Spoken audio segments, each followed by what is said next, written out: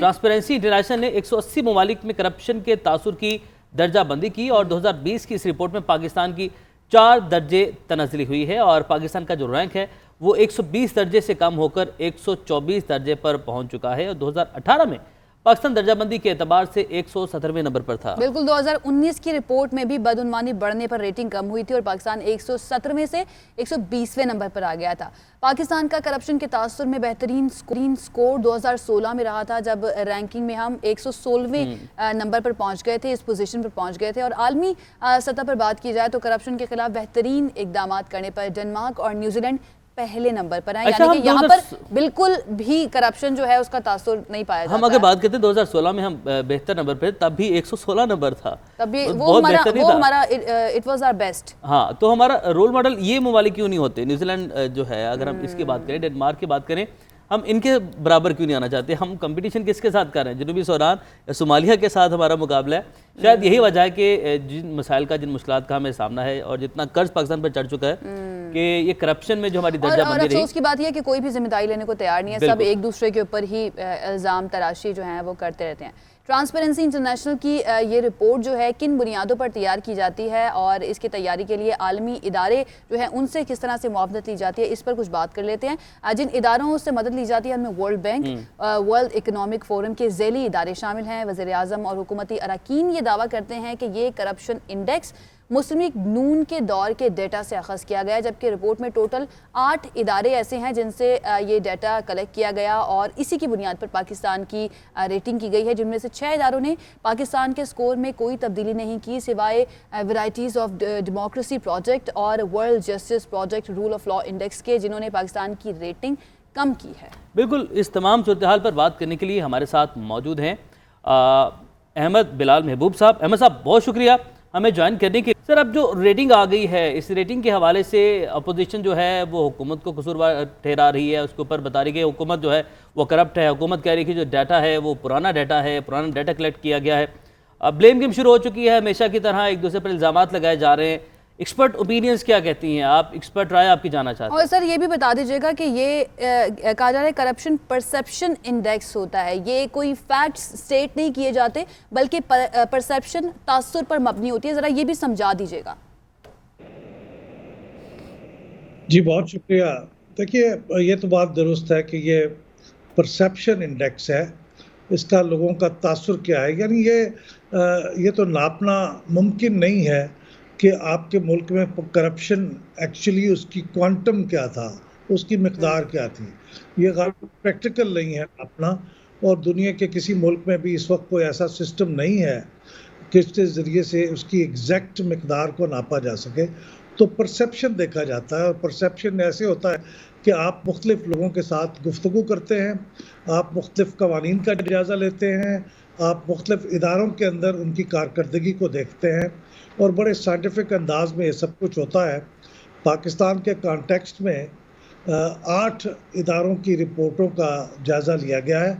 वैसे ये 13 इदारे हैं दुनिया भर में, लेकिन पाकिस्तान से रेलेवेंट 8 इदारे हैं, और इन 8 इदारों को दुनिया भर में बहुत रिप्यूटेड और क्रेडिबल माना जाता है। तो उनकी रिपोर्ट के बुनियाद पे ये फ़ैसला होता है कि हमारे मुल्क में जो करप्शन के बारे में एक मजमूई तासुर है वो क्या बन रहा है। अब ये चूँकि पिछले कई सालों से, 2 दिहाइयों से काम हो रहा है, तो इसको काफ़ी रिफ़ाइन कर लिया गया है और इसके बड़े साइंटिफिक बुनियादों पे कैलकुलेशन की जाती है। इस पे एक जो पहलू बहुत अहम है वो ये भी है कि ट्रेंड क्या है पिछले सालों का। आपने अपने इब्तदाइये में बहुत अच्छे तरीके से इसका जायज़ा लिया था, लेकिन एक चीज़ को मैं इजाफा करना चाहता हूँ कि 2010 से 2018 तक के जो 9 साल हैं, इसमें हर साल हमारा स्कोर बहुत थोड़ा सही लेकिन बढ़ता रहा है। कभी ऐसा नहीं हुआ कि हमारा स्कोर कम हुआ हो, लेकिन 2019 में पहली मर्तबा हमारा स्कोर 2018 के स्कोर के मुकाबले में 1 कम हो गया, यानी 33 से 32 हो गया, और अब ये दूसरा साल है कंसेक्टिवली जिसमें ये स्कोर फिर कम हुआ है और ये 32 से 31 हो गया है। अमूमन हमारी निगाह रैंकिंग पे होती है कि हमारी दर्जा बंदी में किस नंबर पे है हम, वो भी कम हुआ है वो हम 120 से नीचे गिर के 124 पे चले गए हैं। लेकिन ज़्यादा अहम मेरे ख्याल स्कोर होता है, क्योंकि वो एब्सोल्युटली बताता है कि आपकी क्या पोजीशन है। तो हमारा स्कोर वो कम होके 32 से 31 हो गया है, जो कि शो करता है कि हमारा ट्रेंड डाउनवर्ड्स है।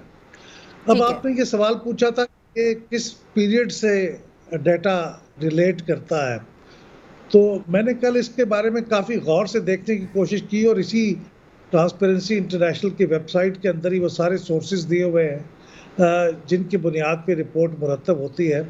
तो वो बड़ा क्लियरली बता रहे हैं कि ये जो 8 सोर्सेज हैं जिनकी बुनियाद पे रिपोर्ट मुरतब हुई है, उनमें से 5 सोर्सेज वो हैं जो 2020 में पब्लिश हुए थे। अगर आप उसको एक साल का पीरियड भी दे दें कि जिसमें वो डाटा कलेक्ट हुआ, उसका एनालिसिस हुआ और उसके बाद वो पब्लिश हुआ, तो ये 2020 से आप पीछे चले जाएं तो 2019 है, और उसमें से 3 सोर्सेज 2019 के हैं, वो अगर आप पीछे चले जाएं तो 2018 के हैं।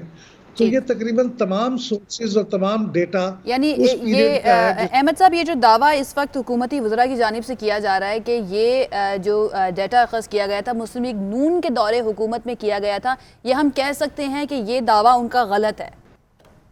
अहमद बिलाल साहब के साथ कुछ टेक्निकी प्रॉब्लम होगी, शायद उनको आवाज़ नहीं जा रही और हम तक भी उनकी आवाज़ नहीं पहुंच रही। कोशिश करेंगे राब्ता बहाल करें, लेकिन उम्मीद एक चीज़ क्लियर हो गई है कि ये जो डाटा अखज़ किया गया था, जैसा कि कल शहबाज गिल साहब भी कहे थे, वज़ीर आज़म ने भी इस बारे में बात की कि ये जो डाटा अखज़ किया गया मुस्लिम लीग नून के दौरे हुकूमत से किया गया, लेकिन 2020 से ये डाटा अखज़ किया गया है, जिसमें से ज़्यादातर डाटा जो है वो 2020 का ही है और कुछ जो सोर्सेज अहमद साहब बता रहे थे वो 2019 से लिए गए हैं। तो इस पर रफली कहा जा सकता है कि ये इसी दौरे हुकूमत का डाटा है जिससे ये करप्शन परसेप्शन की हम बात करते हैं, वो तरतीब दिया गया है। परसेप्शन पॉइंट ऑफ व्यू से अगर हम आयशा बात करते हैं तो परसेप्शन भी तब बनती है, आग जब लगती है तो धुआं उठता है, और जब करप्शन होती है तो परसेप्शन बनती है। अगर आप परसेप्शन के हवाले से बात करते हैं, अगर आप इसके हवाले से एक सर्वे करते हैं, सर्वे में जाकर अगर आप आवाम से पूछते हैं तो आवाम भी तभी बताएगी जब करप्शन हो रही है। तो परसेप्शन मेरे ख्याल से तभी बनेगा जब करप्शन होती है। 2019 में भी जब ये रिपोर्ट आई थी तो तब भी पाकिस्तान तहरीक इंसाफ की गवर्नमेंट ने कहा था कि ये डाटा जो है 2017-18 से लिया गया है, जिस वक्त नून लीग की हुकूमत थी। लेकिन इस वक्त जो ये सिचुएशन है, अब इस साल जो रिपोर्ट आई है, इसका आप सारा मलबा जो है पिछली हुकूमतों पर नहीं गिरा सकते। बिजली ब्रेकडाउन का मलबा डाला गया पिछली हुकूमत पे, पेट्रोल बहरान का मलबा है डाला गया पिछली हुकूमत पे, महंगाई का मलबा डाल दिया जाता है। जो बिजली महंगी होती है, पेट्रोल महंगा होता है, आटा चोरी होता है, चीनी चोरी होती है, हर चीज जहां पे मसला आता है उसका मलबा जो है पिछली हुकूमतों पर डाल दिया जाता है। इसमें कोई शक नहीं है कि पहले भी जो है कमियां कोताहियां होंगी, गलतियां होंगी, मसाइल रहे हैं, हमेशा मसाइल होंगे, लेकिन हर चीज जो है उसका मलबा आप पिछली हुकूमतों पर नहीं डाल सकते हैं। किसी एक चीज की तो आपको रिस्पॉन्सिबिलिटी लेनी पड़ेगी। हो गए आपको गवर्नमेंट में, और अब आपको भी देखना है कि कोई किसी चीज की जिम्मेदारी आप अपने ऊपर ले लें और अब आपको सही जो फैक्ट्स हैं वो बता दिए जाएं एटलीस्ट, क्योंकि अगर आप कोई मालूमात छुपाते हैं तो मेरे ख्याल से ये भी करप्शन है। वज़ीर-ए-आज़म इमरान खान साहब का मुझे वो बयान याद आयशा, जब वो अपोजिशन में थे, उन्होंने कहा था कि महंगाई जब बढ़ती है इसका मतलब यह है कि आपके जो हुक्मरान हैं वो करप्ट हैं, वो करप्शन कर रहे हैं, वो करप्शन से पैसा कमा रहे हैं, तो आवाम को उसका हक नहीं मिल रहा, जिसकी वजह से महंगाई बढ़ रही है। अब महंगाई भी बढ़ रही है और यही सारे बयानात जो है ना फिर ऑपोजिशन पार्टीज याद दिलवाती हैं इमरान खान साहब को कि आपने पास्ट में तो ये कहा था, अब आप कह रहे हैं कि क्योंकि पुरानी गवर्नमेंट्स जो थी वो इस तरह की थी, करप्ट से महंगाई बढ़ी है। बहरहाल किसी एक चीज़ की तो आपको रिस्पॉन्सिबिलिटी लेनी पड़ेगी, इस तरह से तो काम नहीं चलेगा।